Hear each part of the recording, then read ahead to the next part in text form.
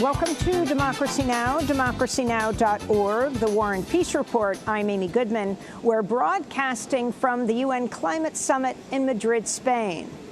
Back in the United States, House Democratic lawmakers are expected to unveil articles of impeachment today, charging President Trump with abuse of power and conduct they say presents a clear and present danger to national security and the upcoming 2020 election. The New York Times reports the articles are expected to center on two charges: that Trump violated his oath of office by elevating his personal political concerns over the national interest, and that Trump stonewalled congressional attempts to investigate his actions. The ongoing impeachment inquiry centers on how Trump pressured the Ukrainian president to investigate Trump's political rival Joe Biden and his son Hunter. The New York Times reports the House Judiciary Committee was working overnight to prepare the articles of impeachment. This all comes after the House Judiciary Committee held a hearing Monday in which two lawyers argued evidence for and against impeachment. This is Republican lawyer Stephen Castor speaking about President Trump's July 25th phone call with the Ukrainian president. The call summary reflects absolutely no pressure or conditionality. President Zelensky vocalized no concerns with the subject matters discussed. And there is no indication of bribery, extortion, or other illegal conduct on the call. And this is Daniel Goldman, the House Intelligence Committee lawyer who led the Ukraine inquiry, testifying to the evidence for impeachment. President Trump directed a months-long campaign to solicit foreign help in his 2020 re-election efforts, withholding official acts from the government of Ukraine in order to coerce and secure political assistance and interference in our domestic affairs. As part of this scheme, President Trump applied increasing pressure on the president of Ukraine to publicly announce two investigations helpful to his personal re-election efforts. He applied this pressure himself and through his agents, working within and outside of the U.S. government. All this comes as the Justice Department's independent Inspector General, Michael Horowitz, released a long-awaited report that concludes the FBI acted without political bias when it opened the investigation into links between Trump's 2016 campaign and Russia. The report debunks Trump's often repeated claims that he was targeted by a politicized conspiracy. But the report did find serious and systematic problems with the FBI's wiretapping of former Trump campaign advisor Carter Page. The American Civil Liberties Union said, quote, the concerns the Inspector General identifies apply to intrusive investigations of others, including especially Muslims, and far better safeguards against abuse are necessary, unquote. The modern-day Pentagon Papers, that's how people are describing a confidential trove of documents obtained by the Washington Post, revealing how senior U.S. officials have lied throughout the 18-year U.S. war in Afghanistan, the longest war in U.S. history. The first installation of the explosive report, published Monday, is headlined "At War with the Truth." It documents how U.S. officials repeatedly lied about the war's progress while hiding evidence the war had become unwinnable. It also shows how three successive presidencies, President George W. Bush, President Obama, and President Trump, have bungled the war in Afghanistan, despite deploying 775,000 U.S. troops since 2001. More than 2,000 U.S. soldiers have died in Afghanistan, and 20,000 have been wounded. The papers also reveal how U.S. officials tried to hide the truth about the war from the American public. In one interview revealed in the papers, Douglas Lute, a three-star Army general who served as the White House's Afghan war czar during both Bush and Obama administrations, said, quote, "We were devoid of a fundamental understanding of Afghanistan. We didn't know what we were doing. If the American people knew the magnitude of this dysfunction," unquote. The 2,000 pages of secret documents contain 400 interviews with generals, diplomats, aid workers, Afghan officials, and others who played a direct role in the war. The Washington Post won access to the documents after a 3-year legal battle. The explosive Afghanistan papers come as Vermont Independent Senator Bernie Sanders and California Democratic Congressmember Rouhana are urging fellow lawmakers to vote against the $738 billion National Defense Authorization Act. In a joint statement, the two lawmakers said, quote, Congress should have used this National Defense Authorization Act to stop our endless wars. Instead, this bill does nothing to rein in out-of-control military spending, prevent unconstitutional war against Iran, limit the poisoning of Americans drinking water, or end the obscenity of innocent children in Yemen being killed by U.S. bombs, unquote. Russian President Vladimir Putin and Ukraine's President Volodymyr Zelensky met in Paris Monday and agreed to a full and comprehensive ceasefire in eastern Ukraine by the end of this year. The ceasefire aims to end 5.5 years of fighting that's killed at least 13,000 people. Russia and Ukraine agreed to release all conflict-related detainees by the end of the year and to resolve a dispute about Russian gas exports via pipelines that cross Ukraine. The two countries still disagree on the withdrawal of Russian-backed troops and elections in areas of Ukraine controlled by Russian-backed rebels. In India, protests have erupted across parts of the country as the lower house of parliament passed legislation that represents a major step in the official marginalization of India's 200 million Muslims. The Citizenship Amendment Bill would establish a religious test for people who wish to become citizens and provide a path to citizenship for all of South Asia's major religions except Islam. The legislation now heads to the upper house of parliament, where it's expected to pass. The bill is part of Indian Prime Minister Narendra Modi's Hindu nationalist agenda. Here in Madrid, Spain, protests continue as part of COP25, the UN climate summit. This morning, indigenous women protested outside the U.S. embassy to demand action to address the crisis of missing and murdered indigenous women and girls across North America.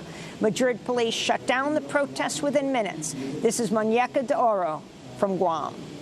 I see that my struggle to protect my lands and waters from militarization and from the expansion of U.S. imperialism in my waters and in the whole region of Micronesia is very much connected to the violence and the assaults on the women across North and South America. On Monday, indigenous climate leaders also gathered outside the Canadian embassy in Madrid to protest the Canadian government's support of the Alberta tar sands extraction and mine and pipeline infrastructure. This is Takaya Blaney of the Tla'amin Nation. We're here to stand against destruction because it directly impacts us. Violence against the land is violence against Indigenous people, and violence against the land is violence against future generations. So we're here to bring visibility to not just that desecration, but also bring visibility to Indigenous climate defenders. Also on Monday, Chilean activists gathered outside the COP25, the UN climate summit, to protest the right-wing government of President Sebastián Piñera and to denounce the summit being relocated to Madrid amidst massive anti-austerity protests in Chile. This is Chilean feminist activist Christine Engelbrecht. Spain cannot welcome a murderous government because the government of Sebastián Piñera is murdering, it's wounding, and is purposely mutilating our people with the armed forces and the police. It's a deliberate attack. They perfectly know what they are doing. They're violating protocols. It has been confirmed by the Human Rights Watch that there are human rights violations and that the state is denying it. It's a state that negates what is happening. Protocols are not being followed and human rights are being violated in Chile. The UN Climate Summit is being run by Chile, even though the Chilean government canceled it in Santiago amidst these massive anti-austerity protests there. And then the UN moved the COP to Madrid. And in yet another protest Monday, people walked out of a forum on carbon markets promoted by oil companies, including BP, Chevron, and Shell. The activists covered their ears and walked out as Shell Vice President Duncan Van Bergen began speaking. They later confronted him as he left the forum. Are you willing to do what they're asking you to do? Nobody's asked me anything. Okay, what's clear is that there is a need for complete withdrawal from fossil fuels. I think the dialogue is much more complex than that, but I would agree with everybody who says there's a need for absolute and urgent climate action. Denmark has passed historic, legally binding climate legislation to reduce greenhouse gas emissions by 70% by 2030. Denmark's Climate Act also commits current and future climate ministers to achieve net zero emissions by 2050 at the latest. In Australia, at least 6 people have been killed and over 5 million acres have been scorched amidst Australia's worst fire season on record.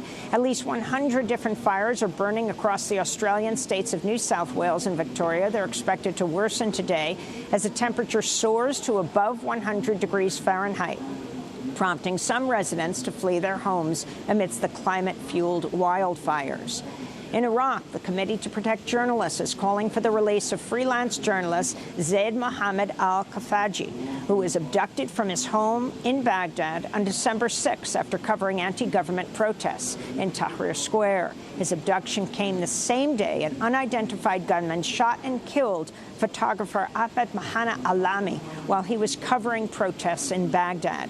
Security forces and militias have killed over 400 protesters since the massive anti-government demonstrations broke out across Iraq on October 1st. Burma's de facto leader Aung San Suu Kyi is arriving at the International Court of Justice at The Hague today, where she'll try to defend Burma against accusations the Burmese military has committed genocide against minority Rohingya Muslims. Gambia brought the genocide case to the International Court, accusing Burma of trying to, quote, destroy the Rohingya as a group in whole or in part by the use of mass murder, rape, and other forms of sexual violence, unquote. International aid groups say thousands of Rohingya have been murdered and 250,000 have been forced to flee into neighboring Bangladesh. This is Rohingya refugee Jamalita Begum speaking from Bangladesh. 3 military personnel raped me. They detained hundreds of our Rohingya women and raped them in front of their children and husbands. We have been demanding justice for all of this. Now we demand the trial for Aung San Suu Kyi in front of the world community. Aung San Suu Kyi is a Nobel Peace Prize winner who spent years fighting against the Burmese military, which she is now defending at The Hague. The U.S. Supreme Court has refused to hear a challenge to a Kentucky law that requires doctors perform ultrasounds and show fetal images to patients before they can perform abortions. The refusal to hear the American Civil Liberties Union's appeal on behalf of Kentucky's only abortion clinic means the anti-abortion law remains in place. Pro-choice advocates argue the law has no medical basis whatsoever and that it's only aimed to coerce women into not having an abortion. In Houston, Texas, Police Chief Art Acevedo slammed Senate Majority Leader Mitch McConnell and Texas Republican Senators John Cornyn and Ted Cruz for not reauthorizing the Violence Against Women Act after a Houston police sergeant was killed while responding to a domestic violence call. We all know in law enforcement that one of the biggest reasons that the Senate and Mitch McConnell and John Cornyn and Ted Cruz and others are not getting into a room and having a conference committee with the House and getting the Violence Against Women Act is because the NRA doesn't like the fact that we want to take firearms out of the hands of boyfriends that abuse their girlfriends. And who killed our sergeant? A boyfriend abusing his girlfriend. Here in Spain, peace activists gathered at the Sagunto port in the region of Valencia early Tuesday morning to protest against the docking of a Saudi vessel that may be carrying weapons to be sent to Yemen. The vessel arrived in the port early this morning as a group of 7 activists rallied with signs that read, "Stop the war," and "The war begins here." The war in Yemen has killed over 100,000 people and created the world's worst humanitarian crisis.